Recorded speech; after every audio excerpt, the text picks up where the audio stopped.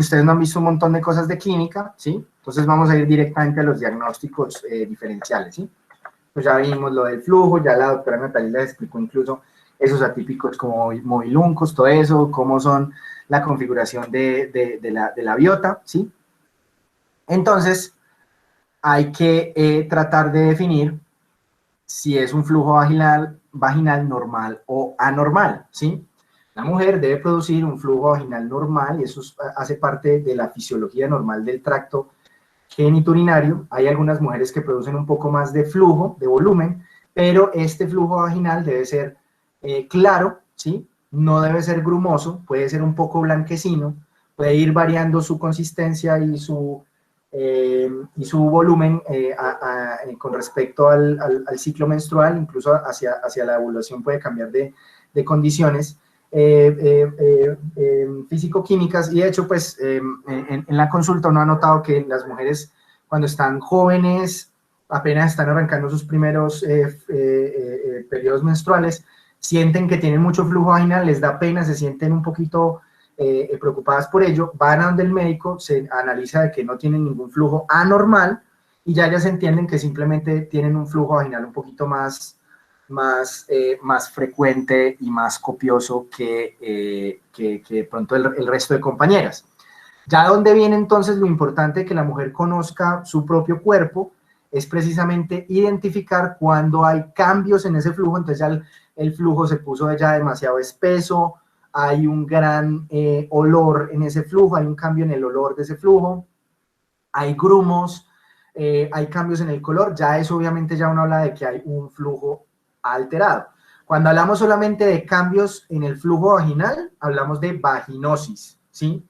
Y cuando ya tenemos los otros síntomas que vemos ahí, prurito, o sea, me pica, me quema, quemazón, irritación, eritema, dispareunia, que es dolor en la relación sexual. Y ojo, que aquí hay que hacer una acotación, especialmente por población joven. ¿Qué pasa? Muchas veces la dispareunia hay que hacer bien la semiología, eso igual ustedes lo van a ver en el curso de gineco y lo van a ver también cuando hablen de educación sexual. En las mujeres jóvenes que apenas están con su primera pareja, están apenas explorando la sexualidad, pueden haber muchos miedos y mucha ansiedad en el momento del coito. Entonces, las mujeres que se quejan de dolor en la relación sexual se pueden quejar es del dolor en la relación sexual al inicio, porque la mujer está muy tensionada. Entonces, muchas veces incluso hay casos donde esta dispareunia, este dolor en la relación sexual al inicio del coito es tan fuerte, es por la misma tensión de la pareja o por inexperiencia del parejo, pues de la pareja de la paciente. ¿Por qué? Porque no hay lubricación adecuada, las cosas son a la carrera, bueno, múltiples motivos. Entonces siempre hay que hacer esa semiología, porque ya una cosa que yo estaba pensando que iba a ser una consulta de enfermedad de transmisión sexual se convirtió más bien en una consulta de educación a la paciente sobre aspectos básicos de la sexualidad, que eso es normal y nosotros también nos formamos en eso. Entonces siempre es bueno diferenciar eso. Ahora, ¿dónde es la dispareunia o dolor en el coito? Que me dicen, ojo, que aquí hay una ETS. Cuando el dolor ocurre cuando ya hubo la penetración completa, o sea, cuando ya el hombre o el juguete o lo que sea llegó hasta el fondo y ahí es el dolor, pilas, que eso es un signo de cervicitis. Y como vimos, la cervicitis se puede relacionar con muchas cosas, entre ellas tricomona, gonorrea, cándida y ya enfermedades pues, de transmisión sexual que son importantes. También cuando las mujeres presentan sangrado, quiere decir que ese sangrado puede venir del cervix, lo cual se relaciona también con itis, con vaginitis. Y disuria, ya vimos que las mujeres cuando van al baño, cuando orinan, la orina puede irritar la vulva y esta irritación de la vulva pues obviamente se va a relacionar con disuria. Entonces mucho cuidado, muchachos y chicas, cuando en el diagnóstico diferencial de infección de vía urinaria la paciente dice que solamente le arde cuando orina. Y usted le pregunta, ¿tiene urgencia? ¿Tiene tenesmo? ¿Tiene poliacuria? Nada, no tiene nada de eso. Usted dice, a mí no me queda claro el diagnóstico, venga, hagamos frotis vaginal, venga, hagamos parcial de orina con tiras reactivas y hacemos el diagnóstico diferencial, ¿sí? Cuando veamos en el CBC del martes de Semana Santa, después de Semana Santa, pues obviamente ahí vamos a analizar muy bien cómo hacer el diferencial entre los dos y cómo aparecen las pruebas en cada una. Pero ustedes ya con los casos clínicos, con los 20 casos clínicos que vimos en el CBC pasado, ya más o menos usted va viendo para dónde se orienta la cosa. Volvemos a repetir el mismo concepto para hacer conexión con los temas. Si usted tiene una mujer con disuria, con tenesmo, con poliacuria, con todos los síntomas urinarios, no se ponga a mandar tiras ni a mandar hisopados vaginales, que no va a hacer nada, lo único que va a hacer es empantanar el diagnóstico. ¿Listo? Entonces, lo primero es, vamos a evitar los escopetazos. Y me da culpa, yo fui médico rural en la Universidad Autónoma, en el área pues, de consulta médica de los chicos. Ya en ese momento todavía no era profesor de microbiología, no sabía nada de esto de sexualidad reproductiva, y ya teníamos más o menos cuadrado un esquema de tratamiento con la otra médica que estaba allí, que realmente esa muchacha no le gustaba tampoco mucho la clínica. Entonces decía, no, pues si hay flujo vaginal y le pica, pues escopetazo. Entonces el escopetazo es el famoso Ginflu. El Ginflu es Secnidazol con fluconazol. Entonces el fluconazol mata cándida y el Secnidazol mata vaginosis y mata tricomona. Y además trae la pasta para la pareja. Entonces, maravilloso. O sea, trata usted la pareja, pero trató contra de todo. Ese escopetazo tiene sus riesgos. Sí, de hecho me acuerdo y por eso pongo en la foto para decir mea culpa. Entonces, lo chévere. El Secnidazol, el fluconazol, 4 tabletas recubiertas, 2 para la niña, 2 para el niño, sale para pintura. ¿Cuáles son los riesgos con esto? El diagnóstico solamente clínico, e incluso tratar de pegarle por escopetazo a lo que caiga, pues ha demostrado de que hay errores diagnósticos y hay errores importantes. Entonces, el rendimiento diagnóstico de identificar infecciones cervicales a punta de ojo, de olor, de consistencia del flujo y todo eso es baja, y resulta en una gran cantidad de tratamientos mal indicados o de tratamientos que no se envían, ¿sí? Obviamente una cosa es la doctora Natalie, que es una ginecóloga que está todo el tiempo mirando esto, y otra cosa es el médico general, que además tiene que atender al adulto mayor, al niño, al atropellado. Entonces obviamente no tiene una capacidad discriminatoria tan buena, e incluso para los ginecólogos a veces se pueden sobreponer algunas de estos diagnósticos, y esto puede hacer entonces que se lleve a tratamientos inadecuados. Entonces, si lo que hizo este estudio muy interesante, que fue analizar diferentes algoritmos diagnósticos, encontraron que los algoritmos diagnósticos solamente basados en clínica tenían una sensibilidad del 27%, solamente cuando se miraba riesgo e historia clínica. Muchachos, una sensibilidad del 27% es mejor tirar una moneda. O sea, si usted le da pereza observar a la paciente, hacerle la especuloscopia y tomarle la prueba, dígale, venga, no me diga más, venga, yo saco una moneda, a ver si tiene una vaginitis, vaginosis, y por lo menos la moneda tiene un 50% de sensibilidad, ¿sí? Entonces esa es la importancia. Pero en cambio, cuando yo le meto la microscopía, la sensibilidad aumenta al 90%, que ya estamos hablando de diagnóstico adecuado, ¿sí? Entonces no hagan los errores de los colegas médicos generales, y ahí me incluyo cuando fui médico general, que uno le da pereza analizar a las pacientes y simplemente a punta de clínica y de preguntar y de interrogar, mandan un escopetazo terapéutico, va a terminar.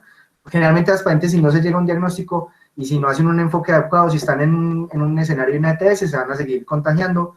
Si no han cambiado ciertos hábitos importantes, uno no se va a dar cuenta, o una paciente que está debutando con una diabetes y no se piló una candidiasis. Entonces siempre es importante hacer esto. Entonces, una revisión de la literatura concluyó que la consulta inicial, la evaluación, o sea, solamente historia clínica, la evaluación física, o sea, la inspección y obviamente la especuloscopia, la prueba de pH, la microscopía para hacer los criterios de Amsel, y el test de aminas, que ya vimos que era lo del test de aminas, que era poder identificar si había ese olor a pescado que se correlacionaba con la alteración de la biota. Solamente, pues, ¿cómo fue el rendimiento diagnóstico? Determinó solamente el 60% de la candidiasis, de la vulvovaginitis candidiásica, solo el 70% de las tricomoniasis y un 90% de las vaginosis bacterianas. Por eso acuérdense, muchachos, que muchas veces hay la sobreposición de los diagnósticos, y por ejemplo, si no tiene una sospecha fuerte de candidiasis, de vulvovaginitis candidiásica, es bueno acompañar el cultivo, porque de entrada van a haber alteraciones en las pruebas del de los criterios de Amsel, de la microscopía, del pH, porque hay una vaginosis de fondo, pero de pronto no me permite ver en la microscopía las estructuras, las hifas y todo esto, y termino haciendo un diagnóstico inadecuado por no tomar un cultivo, por ejemplo. Entonces, conclusión de esta primera parte es, el diagnóstico hay que hacerlo completo, hay que hacerlo full, hay que hacerlo hasta el fondo, hay que mirar ese cervix de la paciente, hay que tomar prueba de hisopado vaginal para ver todo lo que le reportan a uno en el frotis, que le digan a uno todo, las células, si hay polimorfos, células epiteliales, cómo está la biota con respecto a las células epiteliales, si hay tricomonas, si hay cándida, y en el caso de que esté indicado, tratar de hacer diagnóstico por cultivo cuando se sospeche que no me va a salir nada en la microscopía. Entonces, vaginosis es simplemente mal olor, flujo vaginal que ha cambiado sus características, ¿sí? Y ya la vaginitis, ya hablamos de inflamación, dispareunia, prurito y olor, ¿sí? Hay que diferenciarlas muy bien. Y el 90% van a ser bacterias, cándida o tricomona, eso sí está súper claro, o sea, de esas tres no se les va a salir, y ahí está como lo que le pica a uno, venga, entonces si el 90% es esto, pues mando un tratamiento para todo y evito problemas, pero eso tiene sus consecuencias, ¿sí? Por un lado, el metronidazol va a afectar la biota de esa paciente, por el otro lado, el fluconazol va a seleccionar especies no albicans, que después si esa paciente va a presentar más cuadros de candidiasis, va a hacer que se complique el cuadro. Y hay que sospechar cuando ya tenemos un dolor de cervix, aparte de tricomona, tenemos que sospechar clamidia y gonorrea, que producen una importante cervicitis. Acuérdense que gonorrea la vamos a hablar la otra semana, cuando llegamos de vacaciones, vamos a hablar un poquito de las pruebas de gonorrea. Como les digo, quiero leer ese primer que está espectacular para actualizar un poquito ese tema, que lo tengo pues ya algo desactualizado. Pero allí es muy importante tener en cuenta que esas dos siempre van de la mano. Clamidia y gonorrea son como amiguitas hermanas, y siempre que trato una es mejor tratar la otra, porque cuando detecto una, generalmente la otra es indetectable, ¿sí? Entonces, pues hay algunas cosas que se me pueden relacionar, o sea, que me aumentan la probabilidad, que me aumentan el LR positivo de una u otra, dependiendo del cuadro. Entonces, por ejemplo, si lo que más hace es que pica la vagina, entonces aumenta la probabilidad de cándida. Vemos que cándida tiene un fuerte componente cutáneo por la invasión de las hifas, entonces miren ustedes que la presencia de prurito aumenta 3 veces que un LR positivo por encima de 3 es significativo, y cuando no hay prurito me baja bastante la probabilidad de que sea candidiasis, ¿sí? Los signos inflamatorios deben estar presentes, miren que eso aumenta la probabilidad de 1.4 a 8.4 el LR, hablamos de LR positivo por encima de 3, y miren ustedes, la descarga similar a leche cortada, ¿sí? A grumos, con prurito, o sea, el queso más el prurito, miren ustedes el LR como lo aumenta poderosamente, 150.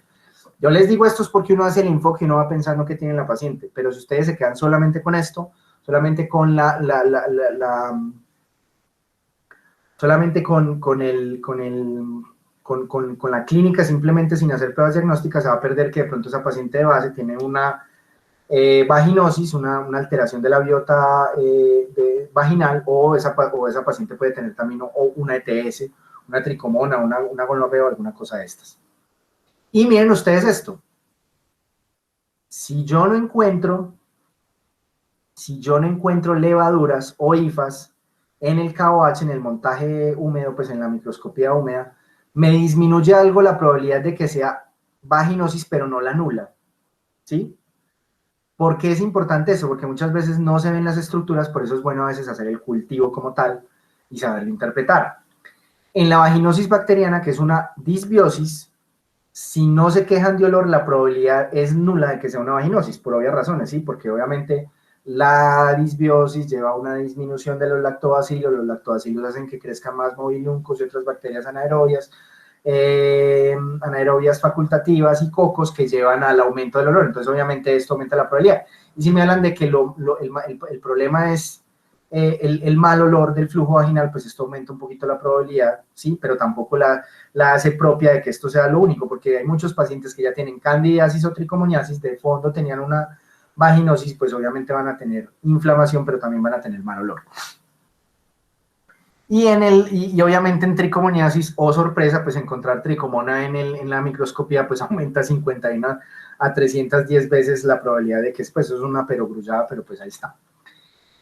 Entonces, ¿cuál es la aproximación clínica? ¿Sí? Entonces, como les digo, yo siempre no sé, que además escuchar a los ginecólogos haciendo la semiología del flujo vaginal es exquisito, ya ahí guardé en la base de datos varios chistes al respecto, gracias a la conferencia de la doctora Natalie, pero tengan presente eso, apóyense bien de las pruebas diagnósticas, porque acuérdense que pueden haber diferentes sobreposiciones de los síndromes, pacientes que llevan muchas flujos vaginales tratados a punta de escopetazos y no les han dado el diagnóstico, entonces siempre apoyarse en la prueba de diagnóstico, o sea, siempre hacer especuloscopia, siempre tratar de hacer la prueba de pH y la microscopía en fresco para tratar de analizar qué pasa allí, ¿sí? Entonces el pH vaginal, esto lo habíamos visto un poquito en tricomona, acuérdense que en edad reproductiva está en de 4 a 4.5, cuando estamos fuera de la edad reproductiva el pH es un poquito más cercano al pH al pH neutro, el pH bajo de 4 a 4.5 es precisamente un factor de resistencia ante las infecciones, y esto se da gracias a la selección de lactobacilos, gracias al ciclo menstrual y a la producción de glucógeno en las células epiteliales, por eso es que los bacilos de Duverlain están ahí pegaditos, los lactobacilos. Entonces, generalmente cuando el pH sube en una mujer en edad reproductiva, o sea, el pH está por encima de 4.5, de entrada me sugiere una vaginosis bacteriana. ¿Por qué? Porque no están los lactobacilos que bajan el pH, pero ojo, esto es muy consistente con tricomona. Como vimos, tricomona depende mucho de las bacterias que come allí a nivel de la mucosa vaginal. La tricomona no se alimenta de uno, se alimenta de las bacterias, ¿sí?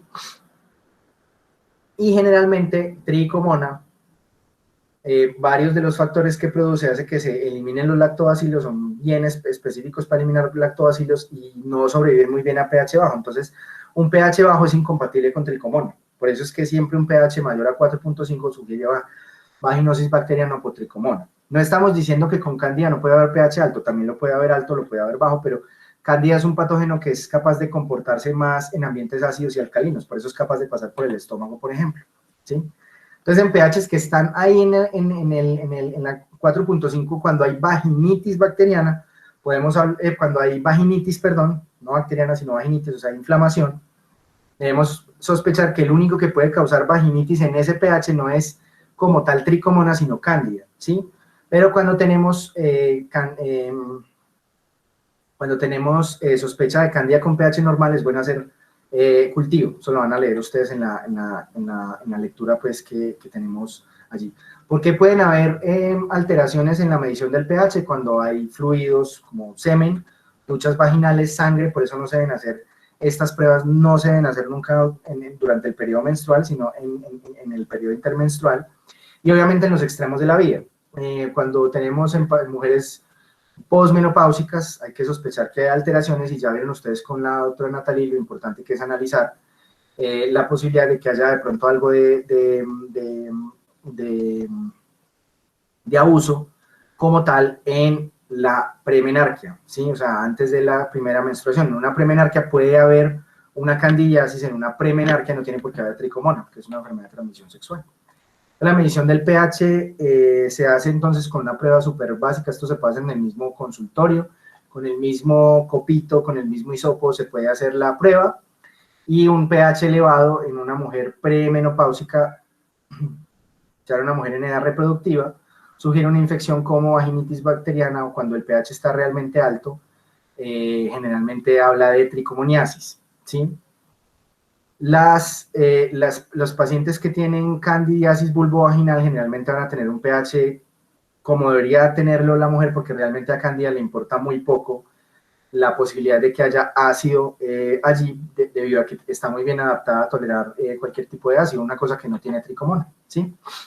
Sobre la microscopía, siempre se debe tomar entonces la muestra de secreción vaginal con hisopo, se mezcla el hisopo con 2 gotas de agua salina, por eso es que se llama un montaje en húmedo.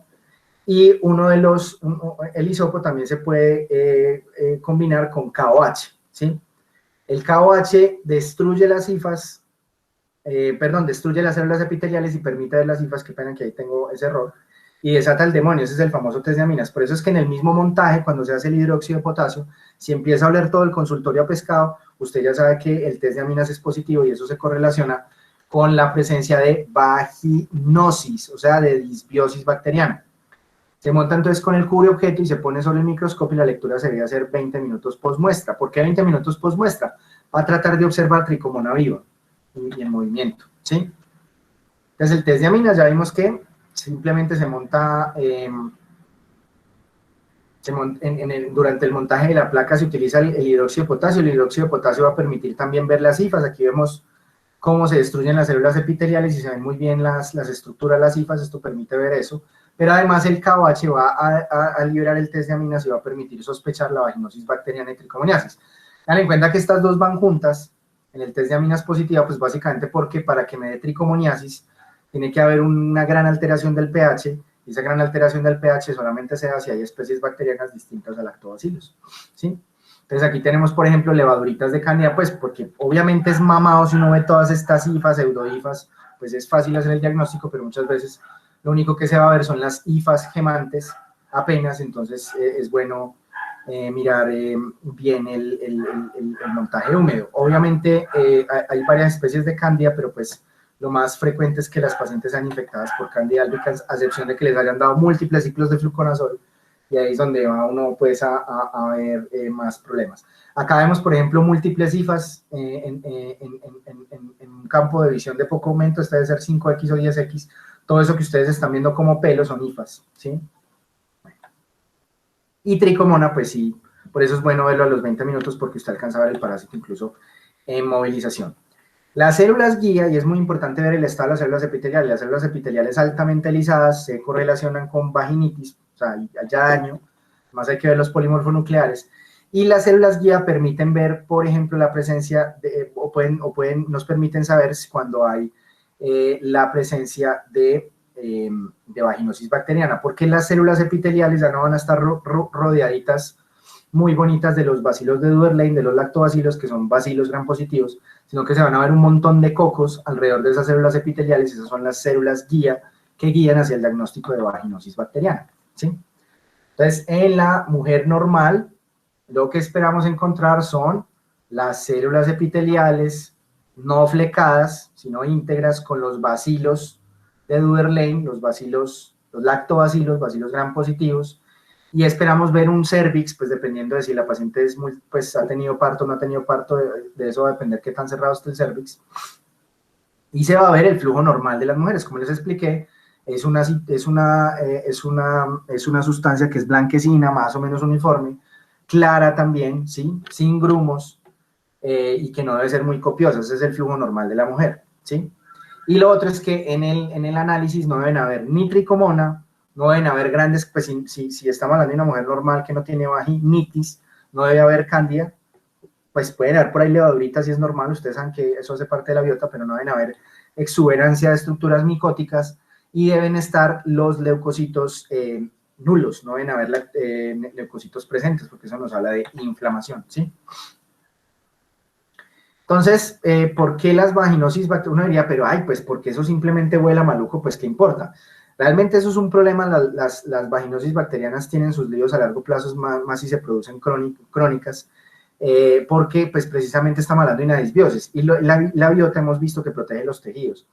Entonces, generalmente las mujeres que tienen vaginosis crónicas puede llevar a colonización bacterial del endometrio. Esto puede llevar a complicaciones severas en el embarazo, por ejemplo, la fiebre posparto, la famosa fiebre puerperal que peleó Don Semmelweis con el lavado de manos, puede llevar a celulitis, posisterectomía del muñón vaginal, infecciones posaborto. Entonces realmente es un problema. O sea, la mujer embarazada con vaginosis es un lío, ¿sí?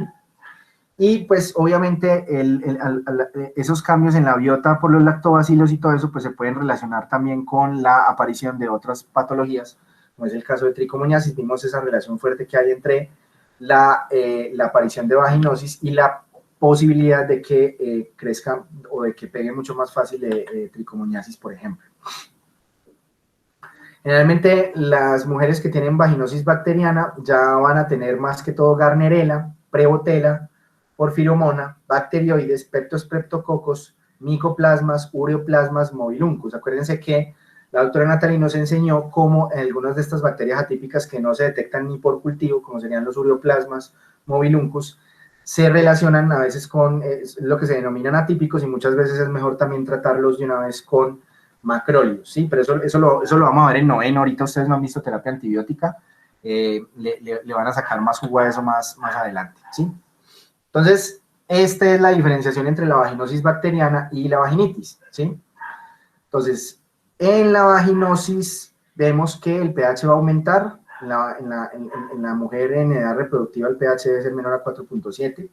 No debe haber test de aminas positivos. ¿Por qué no hay test de aminas positivos? Porque los lactobacilos están ahí muy juiciosos. Las células guía no están presentes. Vamos a encontrar células epiteliales maduras con bacilos de Duverlain, con lactobacilos. En cambio, en la vaginosis bacteriana vamos a ver las células epiteliales llenas de cocos, llenas de estas otras bacterias relacionadas con vaginosis. Las células epiteliales van a estar maduras, ¿sí? En la vaginosis van a estar las células maduras, pero acompañadas de cocobacilos polimorfos. Ya en la vaginitis vamos a encontrar las células escamosas ya flecadas o destruidas. No deben haber neutrófilos en ninguna de las dos, o sea, ni en la vaginosis ni en la mujer normal. Deben haber solamente bacilos monomórficos que sean en los lactobacilos. Y una de las cosas que ya se está haciendo es tratar de hacer análisis de qué tipo de microbiota tiene. Ya hay unas clasificaciones con los tipos de microbiota, pero pues eso no es de uso todavía aquí en la clínica, entonces pues no vamos a profundizar en esa parte. ¿Cuáles son entonces los criterios de Amsel para el diagnóstico de vaginosis bacteriana? ¿Qué son esos criterios? Los criterios tratan de reunir unos hallazgos que cuando salen positivos uno tiene alta probabilidad de que eso sea una vaginosis bacteriana.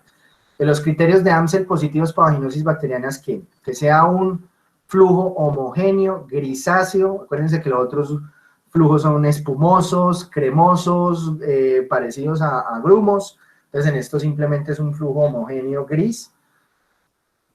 pH vaginal elevado porque hay muerte de lactobacilos. Test de aminas positivas, o sea, un gran olor a pescado después de que se utilice hidróxido de potasio. Son los criterios de Amsel. ¿Por qué es la importancia de esto? Porque se pueden hacer fácilmente en el laboratorio y tienen un alto valor predictivo. ¿Cuál es lo único que se necesita aquí en microscopía? Ya mirar las células guía en el montaje húmedo, ¿sí? Entonces ahí lo que vamos a encontrar es que para que sea positivo, para que hablemos de que este criterio sea positivo, debe ser que al menos el 20% de las células epiteliales tienen células guía, o sea, tienen cocobacilos polimórficos que no son lactobacilos, ¿sí? Entonces, esto se puede acompañar además de los criterios de Nugent, que ya es hacer una tinción de Gram directamente derivada del flujo vaginal, pero esto casi no se hace. Generalmente se hacen en los criterios de Amsel. Y miren ustedes que los criterios de Amsel tienen una sensibilidad del 90% para vaginosis bacteriana, pero no son específicos, ¿sí? ¿Qué queremos decir con esto? Que si los criterios de Amsel, los 4 criterios son negativos, es muy probable que eso no sea una vaginosis bacteriana. Entonces, por ejemplo, ese flujo debe ser por otra cosa, ¿sí? Entonces, acuérdense que sensibilidad, estamos hablando de que si dice que no tiene la paciente eso, quiere decir que no lo tiene, y tiene una muy buena sensibilidad, una sensibilidad por encima del 90%. O sea, no tiene flujo homogéneo, tiene el pH, no tiene el pH alto, el test de amina salió negativo y no tiene células guía, pues no tiene vaginosis. Pues eso está obvio, ¿no? Pero pues lo bueno es que gracias a estos criterios ha logrado estudiar con un poco más de precisión cómo es el rendimiento diagnóstico de lo mismo. Entonces aquí tenemos precisamente las células guía, que se ven múltiples cocobacilos alrededor de las células epiteliales. Esos cocobacilos generalmente son Gardnerella vaginalis, pero vimos que hay otras especies, como nos enseñó la profe Natalie. Entonces vemos el flujo blanquecino, vemos que el cervix no está irritado. Pues créanme que el cervix no está irritado, ustedes después en gineco van a hacer múltiples especuloscopias y van a oler múltiples flujos vaginales y ahí van a ir aprendiendo. ¿Sí? Bueno. ¿Cuál es el tratamiento entonces de la vaginosis bacteriana? Es muy sencillo, metronidazol es la primera opción. Se puede también tratar con clindamicina, que es un antibiótico que mata la subunidad ribosomal de 50S, que tiene buen rendimiento para cocos gram positivos y para anaerobios. Y lo otro que se puede también tratar como regímenes alternativos son tiniazol o signiazol, pero esos son menos utilizados. Aquí lo que generalmente se utiliza es el metronidazol, 500 miligramos, durante 2 veces al día durante 7 días. Recordando lo que le había yo contestado, si mal no estoy, a Gabriela esta mañana, sí, es pues más temprano en la clase, es que este metronidazol, así uno se lo tome por vía oral, se alcanza a distribuir por el cuerpo e impregna la mucosa genital, entonces sirve también para el tratamiento de la vaginosis.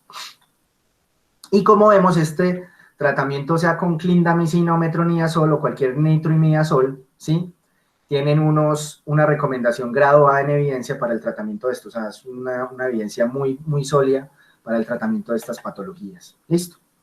Uno de los elementos interesantes que viene a futuro es el trasplante de microbioma vaginal, así como lo escuchan, así como hay trasplante de mierda, hay trasplante de microbioma vaginal. ¿En quiénes están indicados? De hecho, lo que pasa es que yo me tenía que desconectar rápido, pero era una cosa que le quería preguntar a la doctora Natalie, de pronto qué pensaba de esto. Esto obviamente no se ha intentado en el país, pero es muy interesante. Sí, seguro que las niñas por ahí en el salón debe haber alguna o deben tener alguna amiga que le dan y le dan y le dan vaginosis bacterianas. O sea, mantienen con flujo maluco y cambian de panties, cambian de métodos de planificación, cambian de pareja, hacen de todo y siguen con el problema del flujo maloliente. Entonces, en lo que se cree es que estas pacientes tienen una disbiosis crónica y lo que se está intentando es, se coge microbioma, o sea, flujo vaginal normal, obviamente, de una mujer que no ha recibido muchos antibióticos, de que tiene un microbioma además saludable, se le transfiere ese microbioma a la mujer que tiene esta patología crónica y el resultado clínico ha sido muy interesante. El resultado clínico hasta ahora en las 10 pacientes que se publicaron en esta serie de casos en 2017 y vamos, en 2019, perdón, y pues miren dónde salió en Nature. Las 10 pacientes, creo que 8 curaron su patología, o sea, quedaron listos. Muy probablemente este vaya a ser un tratamiento que se tenga a futuro, tratando de sacar probióticos, conglomerados específicos de microorganismos que sean reproducibles en laboratorio, y finalmente las mujeres que no respondan al tratamiento se les inyecta biota nueva y sale para pintura, ¿sí? Aquí tenemos los otros diagnósticos diferenciales que incluso vienen con otros de los diagnósticos que ustedes verán ya como tal en ginecología, que es la vaginitis atrófica, el líquen plano erosivo que puede ocurrir en la vagina y las dermatitis alérgicas y contacto, que ya uno se va imaginando ahí productos de aseo,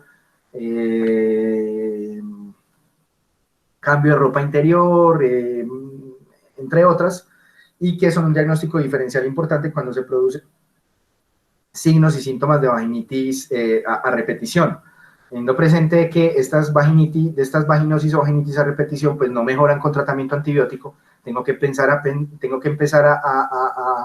a estudiar otras causas que no son la típica vaginosis y vaginitis que aprendemos acá, ¿sí? Entonces, esto ya lo vimos esta mañana, no me voy a detener mucho acá. Recuerden que la mayoría de las vaginitis bacterianas van a ser producidas por Candida albicans, ¿sí? Y a las mujeres que las vamos tratando con escopetazos y fluconazol una vez, fluconazol 2 veces, fluconazol 3 veces, esas hacen que vayan cambiando su biota y vayan ya predominando las especies no albicans. Entre el 50 y 70% de las mujeres van a tener Candida albicans cuando tienen vaginitis.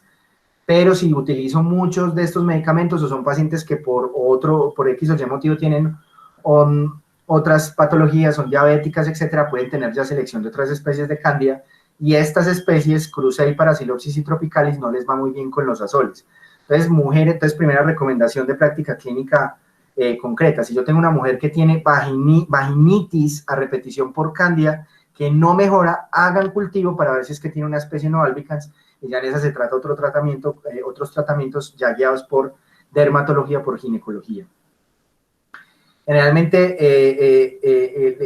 todas las patologías van a ser causadas por 6: albicans, Crusei, Parasilopsis, Tropicalis, glabrata. Las otras ya son más exóticas, hay como 150 especies de albicans, ¿sí? Y curiosamente, como habíamos visto esta mañana, la mayoría de las cándidas se han ido volviendo más importantes precisamente por todo lo que le hacemos al organismo, especialmente de tratamientos y cambios de hábitos. Sí, me voy a ir directamente a la parte de la candidiasis, perdón, vaginal, que esto ya lo vimos, estas estadísticas. Voy a ir directamente a la vaginosis, a esto, al diferencial, que esto ya lo vimos esta mañana. Entonces, muchachos, ojo que aquí tenemos todo diferenciado. Miren, acá tenemos la mujer normal, cómo se ve todo, signos, síntomas, pH, test de aminas. Ya esta mañana hablamos de las manifestaciones de cándida, ya vimos que en cándida lo que ocurre es eritema de la piel, ya vimos la fisiopatología, vimos cómo las cifras se meten, vimos cómo puede afectar la vagina, va a causar entonces dispareunia, va a causar mucha piquiña. Y vimos ahorita en la clínica que la piquiña es un fuerte predictor de candidiasis vaginal. Acá vamos entonces a hacer el diferencial con vaginosis y ahorita vamos a recordar unas cositas de tricomoniasis. Entonces, en candidiasis vulvovaginal vamos a tener siempre eritema vulvar, fisuras y prurito con dispareunia. Si no tengo estas cosas, voy pensando en vaginosis. El pH vaginal puede ser normal, porque acuérdense que Candida es capaz de sobrevivir en pH normal. Pero como van a ver ustedes en la lectura de Candida,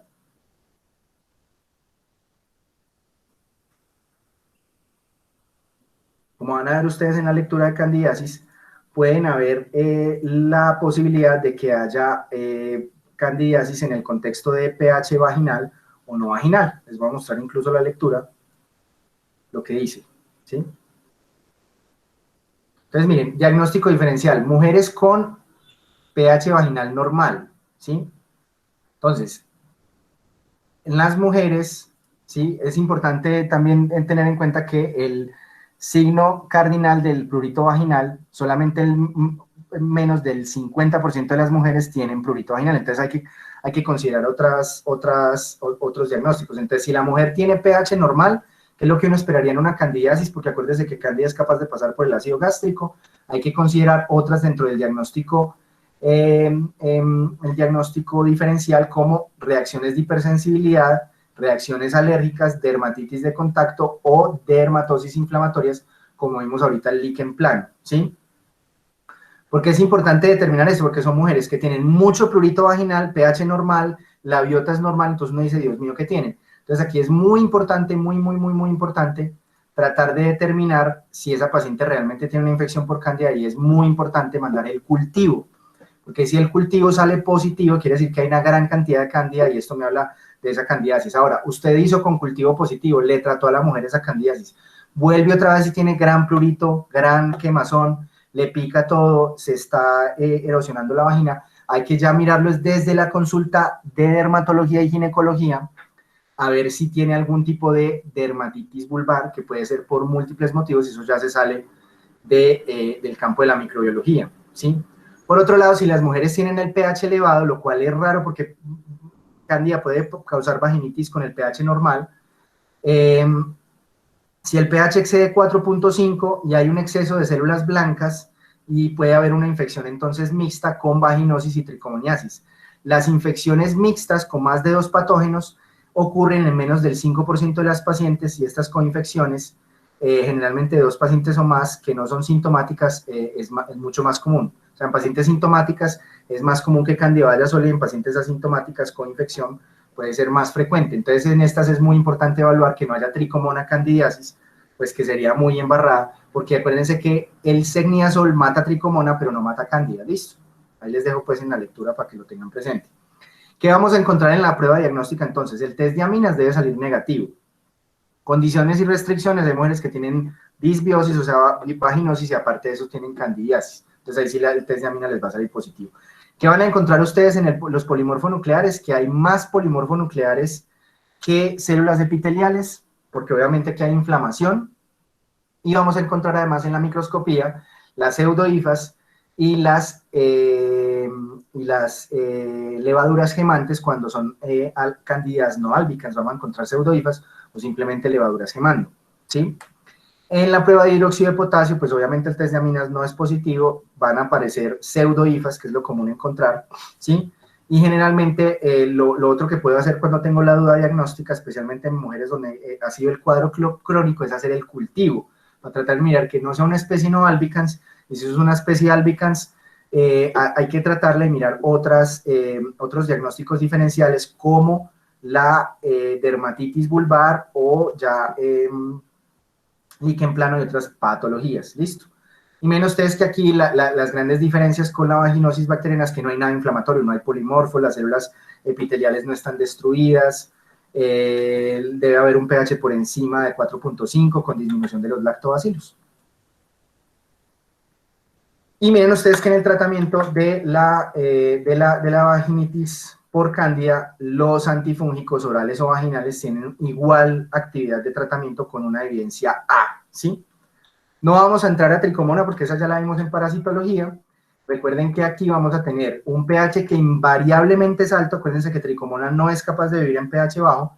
Vamos a tener una gran cantidad de polimorfonucleares. Acuérdense que los polimorfonucleares son una de los signos claros allí al montaje. Y además voy a tener la presencia de tricomonas móviles. Condiciones y restricciones, muchachos, si ese montaje en fresco se demoraron 24 horas en leerlo, las tricomonas van a estar muertas. Entonces, ¿cómo le permite uno hacer como el diagnóstico diferencial si no me salió la tricomona en el examen? Hay que tratar de, ya ahí sí, coger todas las evidencias clínicas. Entonces, la mujer no tiene, la vaginitis es más vaginitis como tal, no tiene vulvodinia, no tiene nada de inflamación vulvar ni satelitosis. Eso me va descartando cándida. Por otro lado, tiene el cervix, lo tiene en cervix de frambuesa. El flujo es espumoso, como nos enseñó la doctora Natalie. Y aparte de eso, tiene el pH elevado y tiene demasiados polimorfos nucleares, que eso va en contra de que sea una vaginosis bacteriana. Así no me hayan salido las tricomonas, como nos enseñó la doctora Natalie, tratamos con metronidazol y listo, la paciente ojalá se cure. Listo. Bueno, muchachos, hasta aquí hemos visto lo de enfermedades de transmisión sexual. Recuerden que quedamos pendientes de ver gonorrea. Por favor, se ven muy juiciosos el primer que les envié, que es estreno para este curso. Y la otra semana, después de Semana Santa, vamos a resolver unos casos clínicos donde vamos a ver todo esto. Vamos a ver infección de vía urinaria que imita vaginosis y vaginitis. Vamos a ver vaginosis versus vaginitis. Vamos a ver úlcera genital para diferenciar herpes de sífilis, y además vamos a ver nuestra querida gonorrea para ver también cómo es el enfoque por ese lado. ¿Listo, muchachos? Cuídense mucho y recuerden para mañana, por favor, leer el artículo de whipworms y roundworms de Nature, o sea, Ascaris y Trichocephalus, que también es un estreno para este curso. No habíamos nunca montado la clase con un Nature Disease Primer, y pues con toda seguridad, porque ese artículo es de apenas hace como unos 15 días, seguro que vamos a aprender muchísimo de ese artículo. Muchachos, un abrazo y espero que hayan aprendido mucho hoy. Estamos hablando.